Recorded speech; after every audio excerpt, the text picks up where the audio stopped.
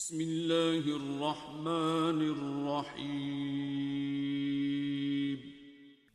ہوئے نغمہ خواں ہو جا مالک کے حضور جب بندہ عزت سے سر جھکا دیتا ہے اللہ کی رحمتیں بندے پہ نازل ہوتی ہے۔ ایک روایت میں آتا ہے جب بندہ نماز کے لیے کھڑا ہوتا ہے ابھی اس نے سجدے میں جانا ہوتا ہے ابھی وہ قیام ہی کرتا ہے اللہ فرماتا ہے میرے بندے کے گناہ جو ہیں اس کے بدن سے نکال کے ایک سمت کر دو تاکہ میرا بندہ اس حالت کے اندر میرے حضور حاضر ہو کہ وہ گناہوں سے پاک اور صاف ہو۔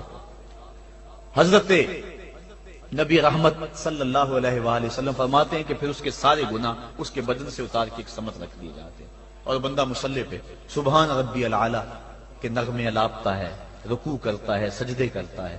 جب سلام پھیر کے نماز ختم کر کے دعا کر کے جانے لگتا ہے تو فرشتے عرض کرتے ہیں مالک یہ جو گناہ اتار کے ایک سائیڈ پہ رکھے تھے یہ دوبارہ اس کو دے دیں۔ اللہ فرماتا ہے جس کی جھولی سے گناہ نکال لیے تھے دوبارہ اس کی جھولی میں نہیں ڈالیں۔ اللہ اکبر۔ اور ایک روایت کے لفظ ہیں کہ جب بندہ نماز کے لیے کھڑا ہوتا ہے اس کے کندھوں کے اوپر سارے گناہ آ جاتے ہیں اور اس کے سر کے اوپر گناہ آ جاتے ہیں۔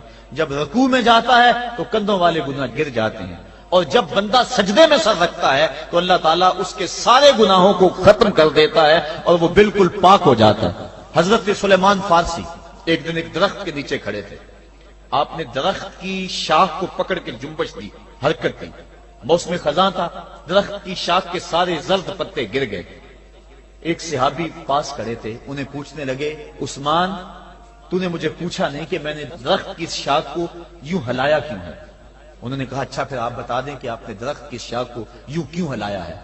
کہا سنو پھر ایک دن میں اور چند صحابہ حضور کے ساتھ جا رہے تھے، رستے میں ایک درخت آیا، اس کے نیچے حضور کھڑے ہوئے، حضور نے اس طرح درخت کی شاخ کو پکڑ کے ہلایا، یوں پتے جھڑ گئے، ہم اس منظر کو دیکھتے رہے۔ حضور علیہ السلام نے فرمایا سلمان فارسی تو نے مجھے پوچھا نہیں کہ میں نے اس درخت کی شاخ کو یوں کیوں ہلایا ہے؟ تو میں نے عرض کی حضور آپ بتا دیں کہ آپ نے کیوں ہلایا ہے؟ فرمایا سلمان جس طرح اس درخت کی شاخ کو ہلایا گیا اور سارے پتے جھڑ گئے، جب کوئی بندہ سجدے میں سر رکھتا ہے نماز پڑھتا ہے اس کے سارے گناہ دھل جاتے ہیں اور وہ پاک اور صاف ہو جاتا ہے۔ ایک دن فرمایا صحابہ اگر کوئی بندہ اس کے گھر کے سامنے سے نہر گزرتی ہو اور وہ دن میں 5 مرتبہ اس نہر کے اندر غسل کرے تو بتاؤ اس کے بدن کے اوپر کوئی میل کچیل رہ جائے گا؟ عرض کی نہیں۔ فرمایا اس طرح جو 5 نمازیں پڑھتا ہے اس کے بدن کے اوپر گناہوں کا میل نہیں رہتا۔ فرمایا الصلاۃ معراج المومنین، نماز مومنوں کا معراج ہے۔ عماد الدین الصلاۃ، نماز دین کا ستون ہے۔ حبب الی من دنیاکم ثلاث الطیب والنساء وجعلت قرۃ عینی فی الصلاۃ، مجھے تمہاری دنیا سے صرف 3 چیزیں پسند ہیں، خوشبو، منکوحہ بیویاں اور میری آنکھوں کی ٹھنڈک نماز میں رکھی ہے۔ اور حضور نے یہ بھی ارشاد فرمایا من ترک الصلاۃ متعمدا فقد کفر، جس نے جان بوجھ کے نماز چھوڑی گویا اس نے کفر ہی تو کیا، یعنی کافروں والا کام کیا۔ حضرت امام فخر الدین رازی نے تفسیر کبیر میں لکھا حافظوا علی الصلوات والصلاۃ الوسطی، اس آیت کریمہ کے تحت ایک عورت مدینے کی گلیوں میں چیخ رہی ہے اور کہنے لگی مجھے حضور کے در کا پتہ بتاؤ۔ حضور کی چوکھٹ کا پتہ بتلایا گیا، وہ حاضر ہوئی۔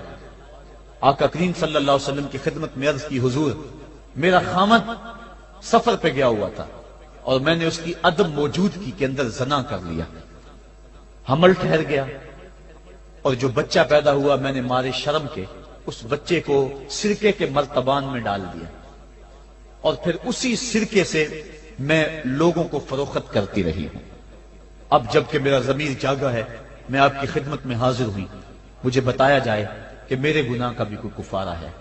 حضور نے ارشاد فرمایا جو تو نے زنا کیا ہے اس کی سزا رجم ہے کیونکہ تو شادی شدہ ہے، اور جو تو نے بچے کو قتل کیا ہے قتل کی سزا قتل ہے، اور جو تو نے سرکہ بیچا ہے فقد ارتکبت کبیرہ، تو نے کبیرہ گناہ کیا ہے، اس کی سزا تو قیامت کے دن پائے گی۔ اس کے بعد حضور فرمایا ان تینوں گناہوں کی یہ سزا ہے، لیکن جس طرح تو گھبرائی ہوئی آئی تھی میں تو یہ سمجھا تھا شاید تیری نماز اثر قضا ہو گئی ہے۔ اب آپ اندازہ کریں کہ نماز کی اہمیت کیا ہے اور ہم اس باب میں کتنی سستی کرتے ہیں. کسی سے پوچھا جائے نا آؤ نماز پڑھنے چلے, وہ کہتے ہیں بس یار میرے کپڑے پلید ہیں, کپڑے میرے پاک نہیں ہیں. تیرے کپڑے کیسے پاک رہ سکتے ہیں؟ تو اللہ کے حضور جھکنا نہیں جانتا, تیرے کپڑے بھی پلید ہیں, تیرا دل بھی پلید ہے, تو اس کے حضور جھک کے تو دیکھ, قلب بھی ستھرا کر دے گا, تیری روح کو بھی پاکی دے دے گا, تیرے قلب کو بھی طہارت بخش دے گا. تو اس کے حضور آ جھک, اس کے حضور سجدوں سے اللہ کے حضور خراج پیش کر اپنی محبتوں کا. جب بندہ سجدے میں سر رکھتا ہے اللہ فرشتوں میں فخر کرتا ہے, میرے بندے کو دیکھو نا, بالآخر میرے حضور ہی جھکا ہے نا.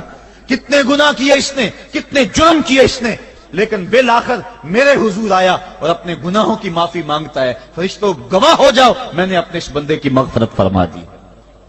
تو اللہ کے حضور نماز پڑھنے والا, بلکہ ایک روایت مسند امام احمد بن حنبل میں موجود ہے, حضور فرمایا جب بندہ نماز کے ارادے کے لیے اٹھتا ہے اور وضو کرنے کے لیے, جب پانی کا پہلا قطرہ چلو پہ لیتا ہے, جو ہی اس کے بدن سے وضو کا پانی چھوتا ہے اللہ اس کے گناہوں کو معاف فرما دیتا ہے.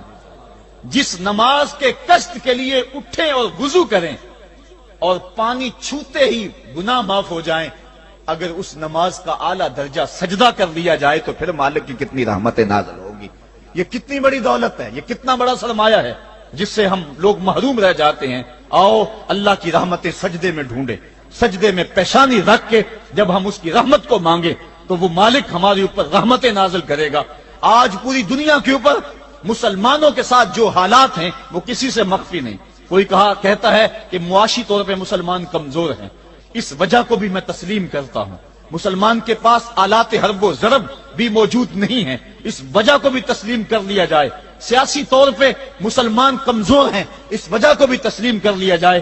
یہ ساری وجہیں اپنی جگہ پہ, لیکن یہ بھی تو سنو مسلمانوں کی تعداد اس وقت 1.40 کروڑ ہے. افرادی قوت اتنی کبھی بھی مسلمانوں کی نہیں ہوئی تھی. اس وقت مسلمانوں کے پاس ایٹمی طاقت موجود ہے, اتنی قوت عسکری کبھی بھی مسلمانوں کے پاس نہیں ہوئی تھی. 56 اسلامی ملک ہیں جن میں قیمتی معدنیات سے اور تیل کی دولت سے اور سونے کی قیمتی معدنیات سے یہ مسلمان مالا مال ہیں. کیا کچھ نہیں ہے جو مسلمانوں کے پاس نہ ہو, لیکن ایک دولت چھن گئی مسلمانوں کے پاس, وہ سجدے کی آبرو, وہ سجدے کی عزت, وہ پیشانی رکھ کے اس رب کو پکارنا جو سب سے اعلیٰ ہے, جو سب سے بالا ہے, جس نے موسیٰ کے فرعون کو نیل کی موجوں میں ڈبو دیا. کیا پوری امت مسلمہ 1.40 کروڑ انسان سجدے میں سر رکھ کے سبحان ربی الاعلیٰ کے نغمے آلات کے اپنے رب سے گزارش کریں اور اپنی امت کا رونا روئیں؟ کشمیر میں لٹتی ہوئی جوانیاں اور کل قدس کے اندر بہتا ہوا خون, شبرغان سے لے کر کابل و قندھار تک اور موصل سے لے کر تکریت تک مسلمان کے اوپر جو ظلم و تشدد ہو رہے ہیں, اپنے رب کے حضور اس کا دکھڑا سنائیں اور اپنے مالک کو کہیں میرے مالک ہم لٹ گئے, ہم کٹ گئے, ہم پٹ گئے. اسلحے بھی موجود, افرادی قوت بھی موجود, سیاسی طاقتیں بھی موجود, لیکن اس کے باوجود مسلمان دبتا چلا جا رہا ہے. اسی کشتی کو ہے خوف تلاتم صدحیف منہ موڑ دیے تھے جس نے بڑھتے ہوئے طوفانوں کے, جو 300 ہو کر جرأت اور وہ طاقت اور وہ عظیمت کی داستانیں رقم کرتے ہیں کہ مالک تو بھی اس دن کو یوم فرقان کہہ کے پکارتا ہے. آج وہ امت بیچ منج ڈال کے اس امت کی کشتی ہچکولے کھا رہی ہے. ہماری فریاد, ہمارا استغاثہ تیرے سے ہے میرے مالک, ہمارا کھویا ہوا وقار بحال کر دے اور اس امت کو اس مرتبہ کمال تک پہنچا دے جس مرتبہ کمال تک یہ امت پہلے پہنچی تھی, اور ان کا کھویا ہوا وقار بحال کر دیا جائے. آج بھی ہم اگر سجدوں سے اپنے رب کو منا لیں اور وہ روٹھا ہوا رب آج بھی ہماری مدد کے لیے آ جائے تو پھر کوئی قوت, کوئی طاقت ہمیں نہیں لٹار سکتی. آئیے ہم سجدے سے اپنے مالک, اپنے خالق اور اپنے رازق کے حضور اپنی محبتوں اور اپنی الفتوں کا خراج پیش کریں. نماز ایک ایسی عبادت ہے جس کا حکم قرآن میں 750 مرتبہ کے قریب دیا گیا. اور ایک آخری بات عرض کر کے اپنے موضوع کو سمیٹنا چاہوں گا. میرے اور آپ کے آقا مولا حضور نبی رحمت صلی اللہ علیہ وسلم پر جب وقت آخر آیا تو آخری وصیتیں جو حضور نے اپنی زندگی میں کی وہ کیا تھی؟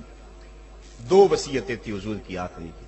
جب حضور ایام مرض میں تھے اور آخری وصیتیں, اس کے بعد حضور نے کوئی کلام نہیں کیا, وہ یہی تھا الصلاۃ الصلاۃ الصلاۃ الصلاۃ. لوگوں میں تمہیں نماز کی تاکید کرتا ہوں, میں نماز کی تاکید کرتا ہوں، اور دوسرا فرمایا جو تمہاری ملک میں تمہارے غلام اور تمہاری لونڈیاں ہیں ان کے ساتھ حسن سلوک کی تاکید کرتا ہوں۔ یہ آخری دو باتیں تھی جو حضور نے ارشاد کی، حقوق اللہ کے حوالے سے نماز اور حقوق العباد کے حوالے سے حضور نے کمزوروں کے حق ان تک پہنچانے کی تاکید امت کو دی، اور اس کے بعد پھر حضور انتقال کر گئے۔ آئیے ہم سجدوں سے اپنے رب کو راضی رکھیں۔ اللہ مجھے آپ کو توفیق عمل عطا فرمائے۔